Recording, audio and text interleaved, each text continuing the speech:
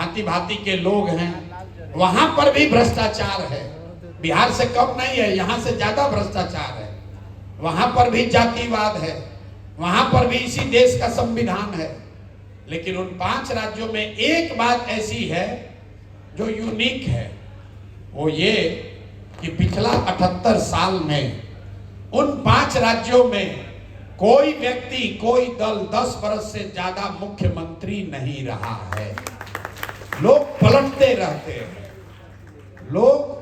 लोगों का वोट का डर नेताओं में बना हुआ है कि अगर हम काम नहीं करेंगे तो जनता हमको हरा देगी।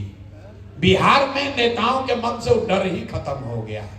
वो जान रहा है कि किसी हम काम करें या न करें, जनता खुश हो नाराज हो, चुनाव आते आते रो के गा के गरिया के वोटवा उसी को देगा, वोट उसी को आप दीजिएगा। तो लोकतंत्र को अगर आप जिंदा करेंगे तो जनसुराज हो या कोई दूसरा दल है, आपको फायदा उसका होगा। जनसुराज करे या न करे, आप अभी देख लीजिए, नीतीश कुमार वृद्धों को यहां पेंशन देते थे 400 रुपया, 20 बरस से ये व्यवस्था है। उस दौरान तेजस्वी यादव जी भी यहां पर सरकार में आए, वो 400 रुपया का पेंशन बढ़ के 410 रुपया नहीं हुआ। लेकिन आज क्यों नहीं हुआ? क्योंकि नीतीश बाबू को मालूम है कि जब चुनाव होगा तो चाहे जनता कितना भी नाराज हो जाए, हम जाकर हमको खाली कहना है कि भाई देखो लालू का राज नहीं आना चाहिए, सब लोग फिर वोट दे देगा। वैसे ही हालत मुसलमानों का है।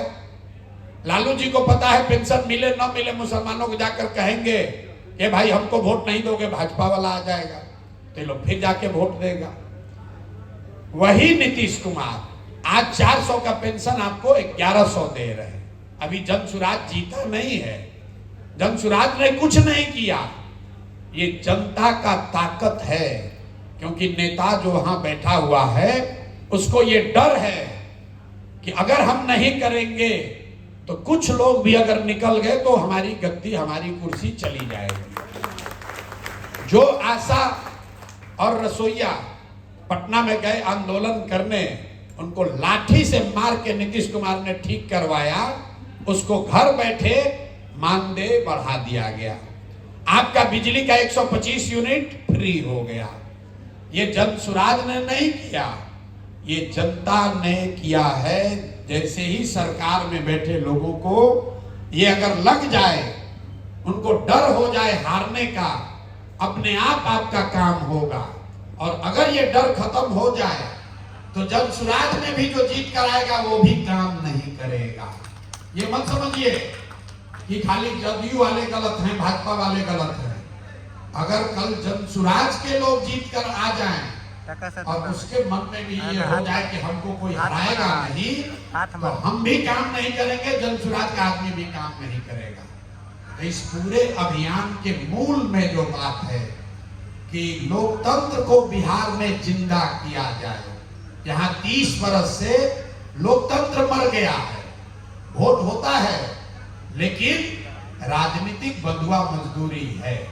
लालू के डर से मोदी, नीतीश और मोदी के डर से लालू।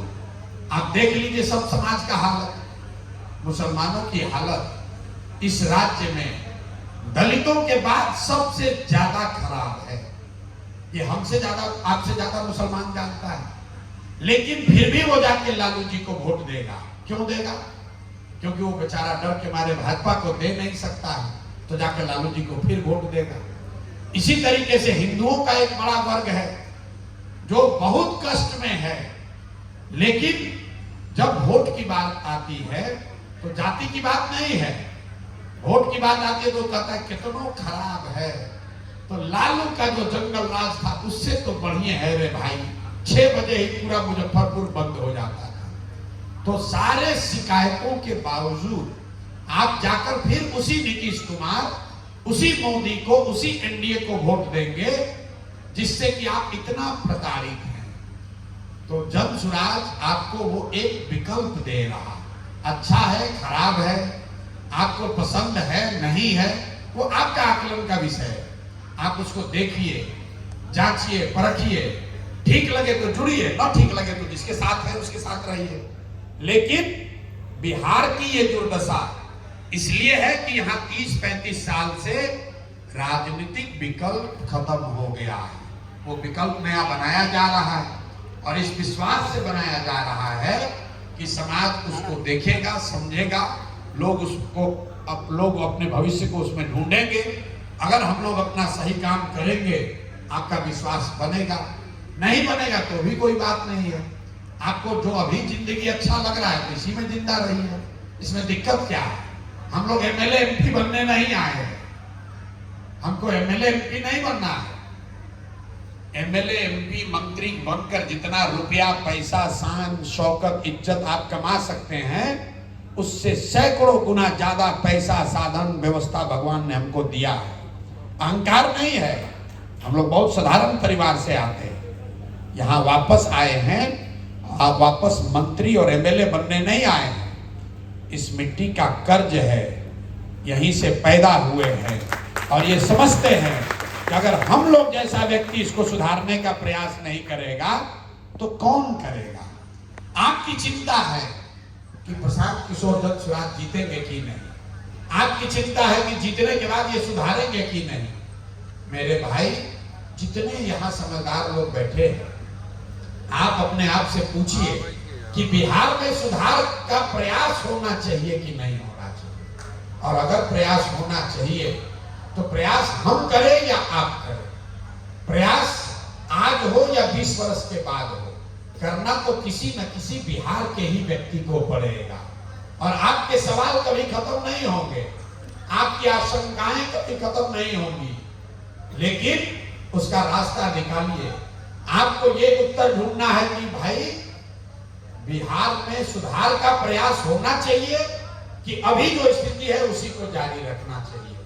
और अगर आप समझते हैं कि प्रयास होना चाहिए तो फिर आपके पास दो ही विकल्प है, या तो उस प्रयास में कंधा लगाइए और नहीं तो बाहर बैठ के आलोचना कीजिए, कमेंट्री कीजिए। लेकिन आपको एक उदाहरण देता हूं, हम और आप महाभारत के किस्से कहानी सुनते हैं। महाभारत में सबसे ज्यादा चर्चा अभिमन्यु की होती है, चक्रव्यूह की होती है। लोग बताते हैं कथा कहानी में कि अभिमन्यु चक्रव्यूह को भेद नहीं पाए। 6 दरवाजा तोड़ने के बाद अभिमन्यु को लोगों ने घेर के मार दिया। लेकिन यहाँ जितने लोग भी महाभारत का कथा कहानी सुने होंगे, आप और हम इस बात की चर्चा करते हैं, अभिमन्यु के शौर्य की गाथा गाई जाती है, उनके पराक्रम की, उनके प्रयास की चर्चा होती है। उनको घेर कर मारने वाले का नाम कोई नहीं जानता। तो अगर बिहार को सुधारने के लिए, इस चक्रव्यूह को भेदने के लिए पूरा जीवन भी समाहित करना पड़े तो भी हम लोग जन स्वराज में उस संकल्प के साथ आए हैं। और अगर इसको करते हुए सब कुछ बर्बाद भी हो जाए तो भी कोई चिंता नहीं है। तो भी जब इस कालखंड का इतिहास लिखा जाएगा तो लोग ये कहने को मजबूर होंगे कि नहीं, 2022, 23, 24 में कोई आदमी, कोई कुछ लोग जरूर उन्होंने उठकर बिहार को सुधारने का प्रयास किया था। आप उसमें न जुड़े वो आपकी मर्जी है। लेकिन मेरे भाई, अगर नहीं जुड़ोगे तो आने वाले समय में कोई कह रहा है कि बीमारू स्टेट था वो सुधर गया, उसको आपने जाकर नहीं सुधारा।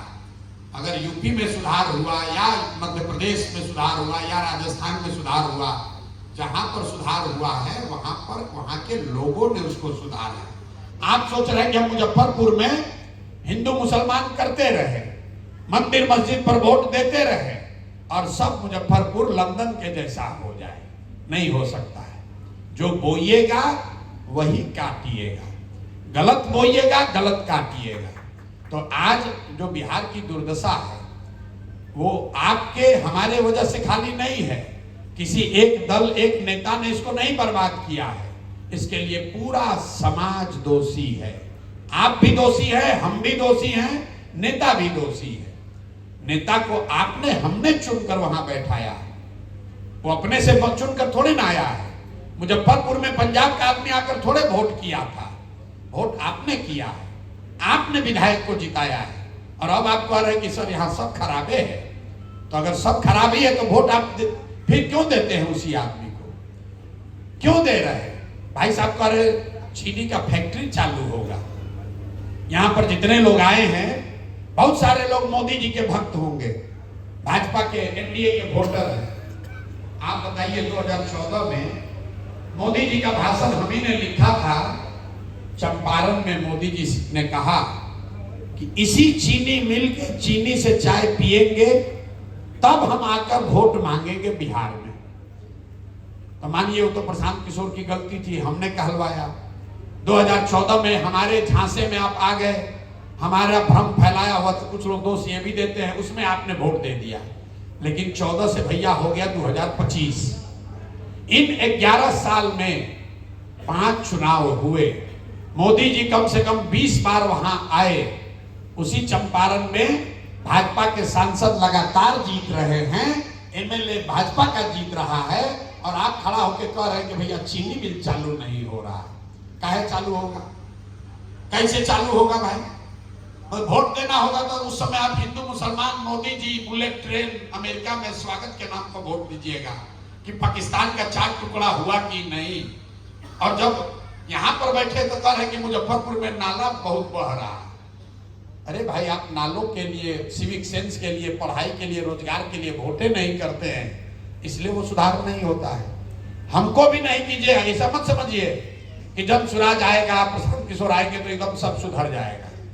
जब तक समाज नहीं सुधरेगा, जब तक आप नहीं सुधरोगे, तब तक ये सुधरने वाला नहीं है। एक प्रशांत किशोर आए कि 10 प्रशांत किशोर आ जाए। अब आपका जो सवाल है, शिक्षा क्या कीजिएगा, पलायन कैसे रोकिएगा, मेरे भाई 100 दफे समझा चुके।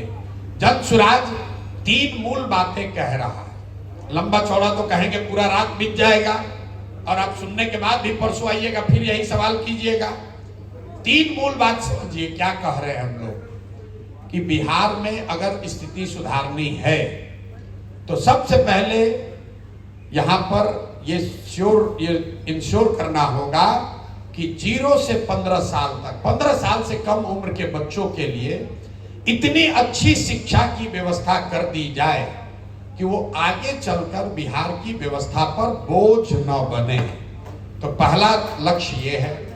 दूसरा लक्ष्य ये है कि जिनका उम्र 15-20 साल से ज्यादा हो गया, अब वो वापस जाकर पढ़ाई नहीं कर सकते हैं, तो उनके लिए ये कह रहे हैं कि 15 से 20 साल से लेकर 50 वर्ष की उम्र तक के लोगों के लिए उनके हाथ में पैसा पूंजी दिया जाए ताकि वो रोजगार कर सके।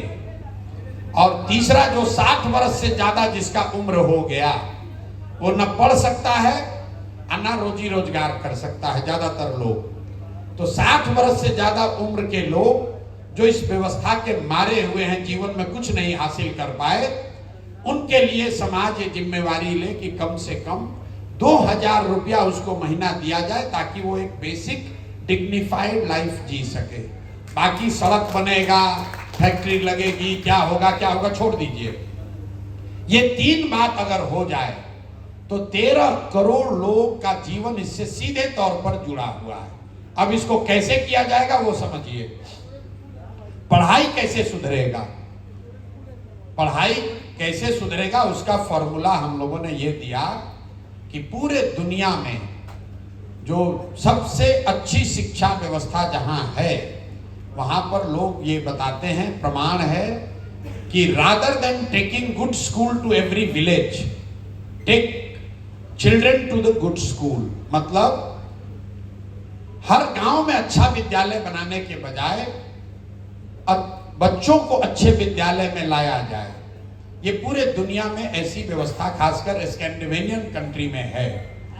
तो हम लोग ने जब बिहार का अध्ययन कराया तो पाया कि एक प्रखंड में, अभी जो प्रखंड है कोई छोटा है कोई बड़ा है, लेकिन औसतन एक प्रखंड में अगर 5 अच्छे विद्यालय बना दिए जाएं और बच्चों को स्कूल बस की सुविधा दे दी जाए, तो कोई ऐसा गांव नहीं है जहां से बच्चे 20 मिनट में स्कूल तक न पहुंच सकें। और ये 5 जो विद्यालय बनाने हैं ये अभी का विद्यालय न हो, इसके लिए हमने कहा कि विश्व स्तरीय विद्यालय मतलब नेतरहाट के जैसा विद्यालय।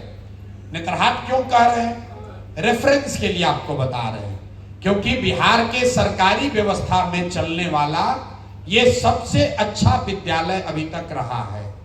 एक नेतरहाट से करीब करीब 1500 लोग आईएएस आईपीएस एलाइड सर्विसेज में गए हैं। आप अंदाजा लगाइए कि अगर हर प्रखंड में 5 नेतरहाट के जैसे विद्यालय बना दिए जाए तो उससे कितना बड़ा आमूल चूल परिवर्तन आ सकता है।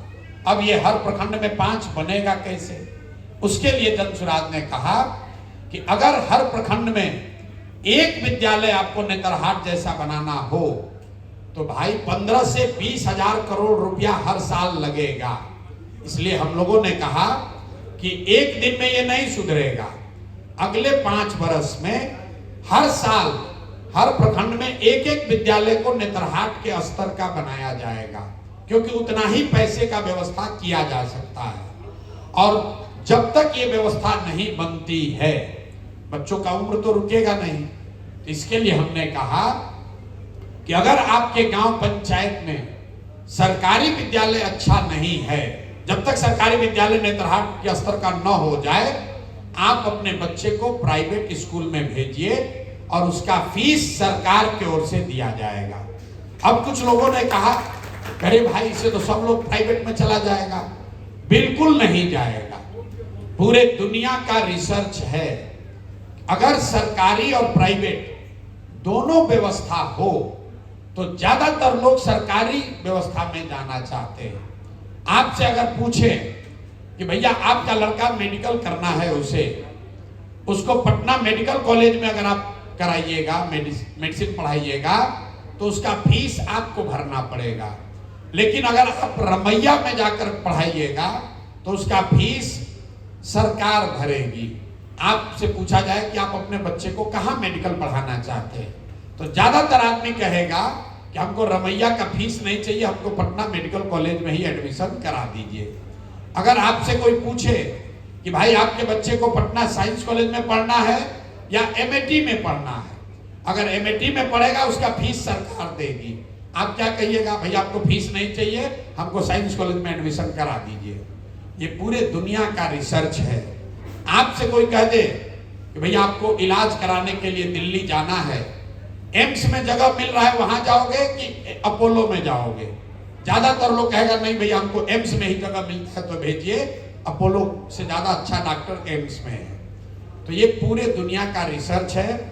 ये अनुमान हम लोग का ये है कि अगर ये व्यवस्था बिहार में बना दी जाए, वाउचर स्कीम, कि जिसका भी बच्चा है उसके पास ये वाउचर हो, वो चाहे तो प्राइवेट में पढ़ाए चाहे तो पब्लिक में पढ़ाए, तो 1/3 से करीब करीब 1/3 गार्जियन अपने बच्चों के लिए प्राइवेट स्कूल ऑप्ट करेंगे।